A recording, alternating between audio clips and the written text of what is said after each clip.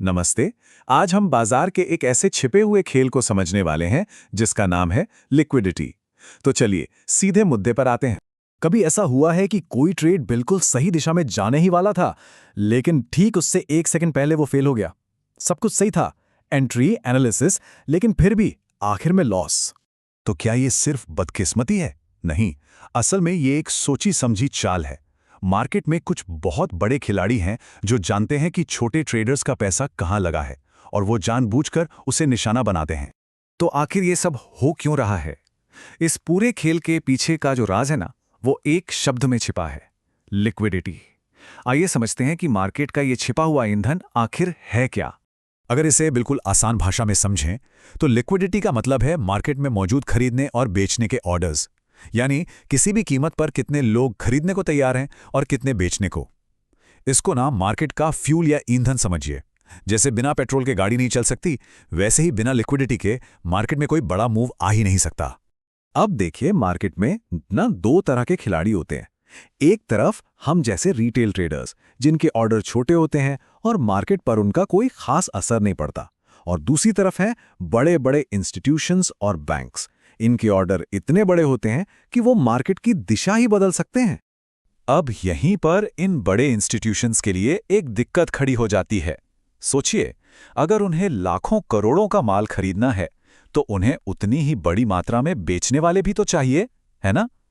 Trading का तो सीधा सा नियम है, हर खरीदार के लिए एक बेचने वाला होना ही चाहिए। तो सवाल ये उठता है कि बेचने वालों का ये सबसे बड़ा और सबसे प्रिडिक्टेबल पूल मिलेगा कहाँ? वो कौन सी जगह है जहां पर हजारों सेल ऑर्डर्स एक साथ लगे होते हैं? जवाब है स्टॉप लॉस पर। जी हां, एक सपोर्ट लेवल के ठीक नीचे, जहां पर हजारों रिटेल ट्रेडर्स ने अपने स्टॉप लॉस लगाए होते हैं।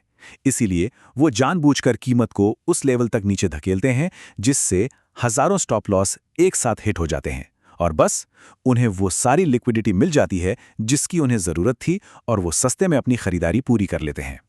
ठीक है, तो अब ये तो समझ आ गया कि ये होता क्यों है, पर सवाल ये है कि इस जाल को पहचाने कैसे। चलिए लिक्विडिटी स्वीप के 3 साफ साफ संकेतों पर नजर डालते हैं। इसे पहचानने के 3 स्टेप्स हैं।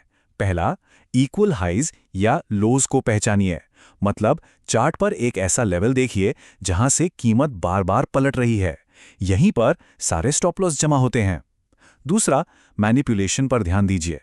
कीमत अचानक से उस लेवल को तोड़ देगी जिससे लगेगा कि अरे वाह, ये तो असली ब्रेकआउट है। और सबसे जरूरी तीसरा स्टेप, रिजेक्शन को कंफर्म कीजिए। कैंडल उस लेवल के नीचे बंद नहीं होगी, बल्कि एक लंबी सी विक बनाकर वापस रेंज के अंदर आ जाएगी। यह सबसे बड़ा इशारा है कि लिक्विडिटी उठाई जा चुकी है। तो अब जब इस पैटर्न को पहचानना सीख लिया है, तो क्यों ना एक कदम आगे बढ़ें।